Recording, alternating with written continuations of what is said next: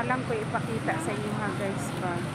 Kanang kada market day na ko siya makitaan. Luoy ko sa iya ha. Pero gamay ra gud ko nga sa iya ha guys, tag 50 ra kay wala ko palain na ko ang ka-share. Ginagmay lang ba nga share. Kanang maluoy jud ko ani niya kay bisag ulan ug init. Dala-dala niya iyang anak. Ay kaluoy ani niya. Wala si bana. Sahay kay murag ka nang wala siya kaon niya. Ano sa pagtabang ay ambot kung sa ilahi ani niya basta kay need yun niya og tabang.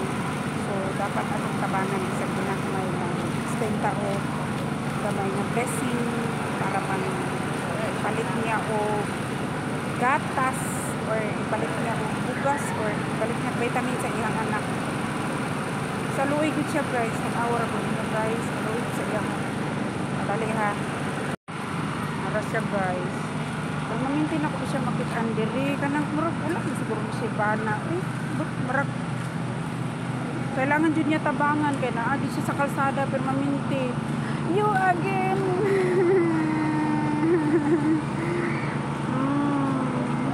Noros yo okay. Wait for a while. Bigyan kita. Maluoy ko ani niya.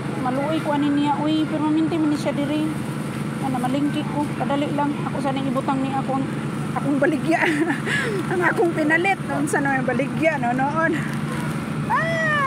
Maluoy ko ani niya. Na si baby.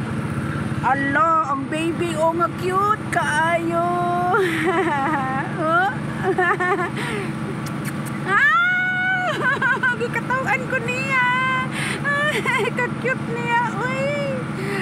Tabaan na lang nato ni kaluoy kayo. Isa kung ka nang ginagmay lang basta natay ka hatak, natay ka extend. Tara. Asa naman to? Ang gamay ra ni guys kay na malingki ko. Sister. Sorry ka-cute niya. Uy, bye-bye baby.